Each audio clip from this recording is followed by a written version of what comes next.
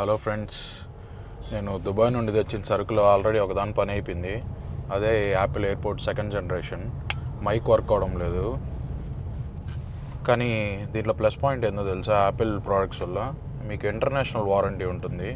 మనము పాకిస్తాన్లో కానీ కాశ్మీర్లో యాపిల్ స్టోర్ ఉంటే కాశ్మీర్ యాపిల్ స్టోర్లో కూడా క్లెయిమ్ చేసుకోవచ్చు. అలా ఉంటుంది యాపిల్తో. అండ్ మనం ఇప్పుడు దుబాయ్లో యాపిల్ ఎయిర్పోర్ట్స్ కొని హైదరాబాద్లో రిపేర్కి ఇస్తున్నాము. అండ్ ఆల్రెడీ అపాయింట్మెంట్ షెడ్యూల్ చేశాను ఈరోజు 11 o'clockకి.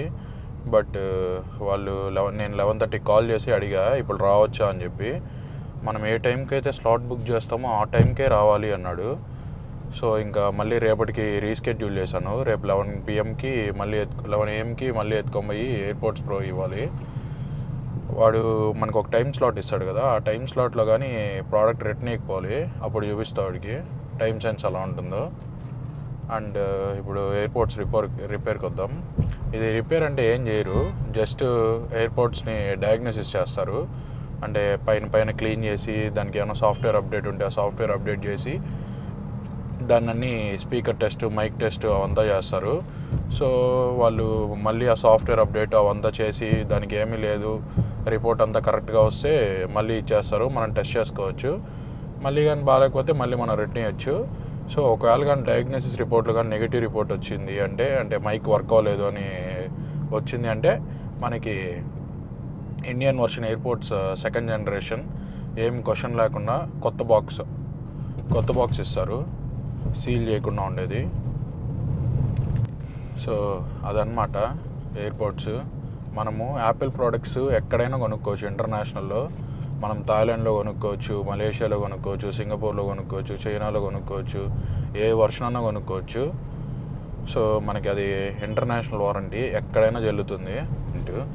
నేను ఇంకా చాలా ప్రోడక్ట్స్ కొన్నాను. యాపిల్ ఎయిర్పోర్ట్స్ మ్యాక్స్ కొన్నాను, మ్యాక్బుక్ ప్రో కొన్నాను దుబాయ్లోనే, iPhone 14 Pro Maxలు 2 కొన్నాము.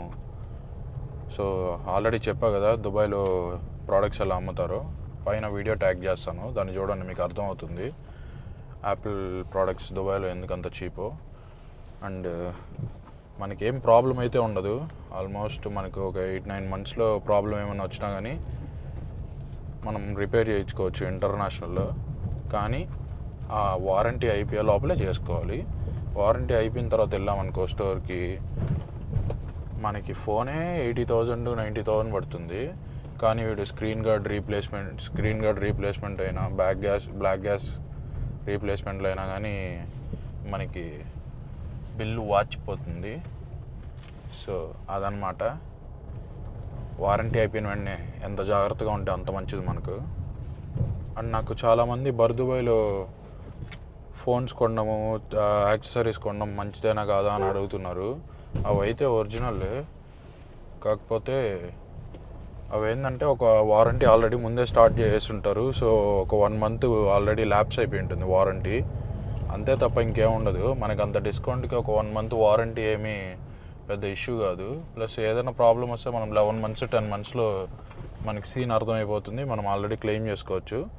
సో ఏం ప్రాబ్లం ఉండదు నాకు తెలిసినంత వరకు అయితే. కానీ స్టోర్లో తీసుకుంటే కంప్లీట్ సేఫ్. ఫస్ట్ అన్బాక్సింగ్ మీరే ఉంటారు, మీ ముందు మీ తర్వాత ఎవడు అన్బాక్సింగ్ చేయడు, వారంటీ స్టార్ట్ అవ్వదు. మీరు ఎప్పుడైతే దాన్ని అన్బాక్స్ చేసి దాని బిల్లు అప్లోడ్ అవుతుందో సో ఆటోమేటిక్గా వారంటీ పీరియడ్ అప్పుడు నుండే స్టార్ట్ అవుతుంది. సో మీకు అలా కావాలనుకుంటే యాపిల్ స్టోర్లోనే కొనుక్కోవడం బెస్ట్. సో అదనమాట. See you guys with the diagnosis report. Bye.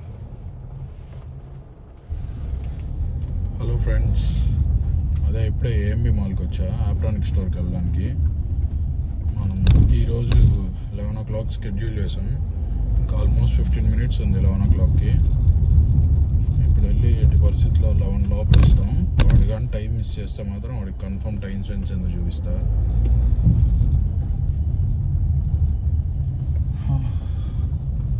నేను బెంగళూరు ఆప్రానిక్ స్టోర్ గురించి కనుక్కున్నా ఇలాగే ఉంటుందా అని. బెంగళూరులో అలా ఏం లేదంట.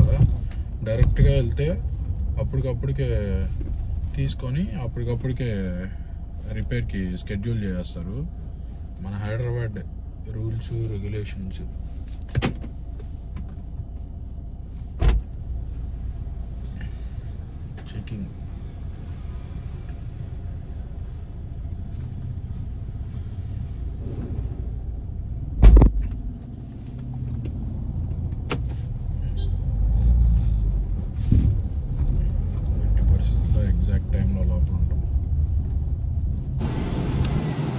ఆల్మోస్ట్ 11 అవుతుంది.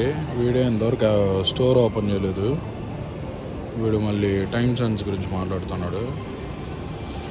ఏంబి మాల్ ఇంత ఖాళీగా ఉండడం ఫస్ట్ టైం చూస్తున్నా. అంతేలే, ఇంత ఎర్లీ మార్నింగ్ వస్తే అలాగే ఉంటుంది. ఇంకా లోపలికి వెళ్దాం, టైం అవుతుంది. వీడు ఎట్ట షట్టర్ ఓపెన్ చేసేటట్టుగా లేడు. 11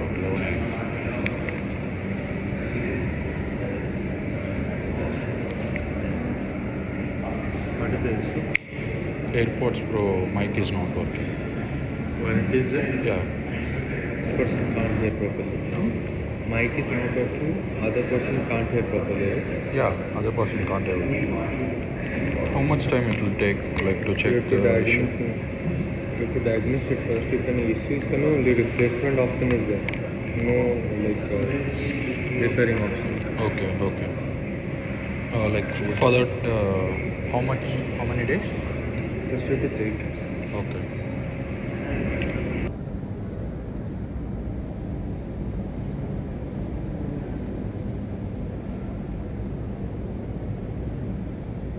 అదే ఇప్పుడే డయాగ్నోసిస్ చేశారు, అక్కడే చేశారు డయాగ్నోసిస్. రిపోర్ట్ అయితే పాజిటివ్గానే వచ్చింది, ఏం ప్రాబ్లం లేదని వచ్చిందంట. యాక్చువల్లీ ఇది మైక్ ప్రాబ్లము. వాళ్ళు ఆ డయాగ్నోసిస్ దాంట్లో పర్టికులర్గా మైక్కి ఏం చెక్ చేయలేదు. Speaker checking, noise cancellation, transparency, off mode అవంతా చెక్ చేశారు. కానీ పర్టికులర్గా మైక్కి ఏం చెకింగ్ పాయింట్స్ లేవు. అది అడిగితే ఏం చెప్పాడంటే కింద వాటికి ఛార్జింగ్ పాయింట్స్ అక్కడే ఉంటాయి మైక్ దగ్గర. సో ఛార్జింగ్ పాయింట్స్ పర్ఫెక్ట్గా ఉంది, ఏం ప్రాబ్లం లేదు అంటే, సో అదేం ప్రాబ్లం లేనట్టే అంట. సో ప్లస్ వాళ్ళకి ఏంటంటే ఆ రిపోర్ట్ కానీ నెగిటివ్ వస్తేనే వాళ్ళు రీప్లేస్మెంట్ ఇవ్వగలుగుతారంట. నెగిటివ్ రిపోర్ట్, అది పాజిటివ్ రిపోర్ట్ వస్తే ఇవ్వలేరంట. నేను చెక్ చేసుకున్నాను, అంటే క్లీన్ చేయించాడు ఎయిర్పోర్ట్స్ మొత్తం నీట్గా, మైక్ దగ్గర, స్పీకర్ దగ్గర అంతా. సో చెక్ చేయించుకుంటే ఒక 10% డిఫరెన్స్ ఉంది. నేను నార్మల్ మోడ్కి కన్వర్ట్ చేసి మాట్లాడితే ఒక టోన్ వస్తుంది. అదే నాయిస్ క్యాన్సిలేషను, ట్రాన్స్పరెన్సీ మోడ్కి కన్వర్ట్ చేస్తే ఇంకో సౌండింగ్ వస్తుంది. సో అది చెక్ చేసుకున్నాను, చూపించాను, ప్లస్ వాడి ఫోన్కే కనెక్ట్ చేసి కూడా చెక్ చేసాము. బట్ వాడు ఏం చెప్పాడంటే, సార్ ఇప్పుడైతే ఒక 10% కదా ఇష్యూ ఉంది, నెగిటివ్ రిపోర్ట్ రాకుండా మేమైనా ఏం చేయలేము. సో మీరు చెక్ చేసుకోండి, ఇంకా చాలా టైం ఉంది కదా వారంటీకి. సో చెక్ చేసుకొని చెప్పండి, ఇంకో 1 month చూడండి, మీకైతే వాయిస్ అయితే వస్తుంది కానీ క్లియరెన్స్ లేదు అంటున్నారు. అది కూడా కొద్దిగా తక్కువే కదా, వాయిస్ అయితే క్లియర్గానే వస్తుంది కానీ కొద్దిగా దూరంగా ఉన్నట్టు వస్తుంది అన్నాను. సో అది చెక్ చేసుకొని చెప్పండి, ఒక 1 month వరకు, 2 months వరకు ఇంకా మీకు వారంటీ టైం ఉంది కదా. ఒకవేళ మనకి రిపోర్ట్ నెగిటివ్గానే వస్తే మనము అది రీప్లేస్మెంట్ చేయొచ్చు, లేకపోతే చేయలేము సార్ అని చెప్పాడు. సరే అని చెప్పి ఇంకొచ్చేసా. ఆల్మోస్ట్ 45 minutes పట్టింది, అక్కడే వెయిట్ చేశాను. 45 minutes డయాగ్నోసిస్ చేసి ఇచ్చాడు.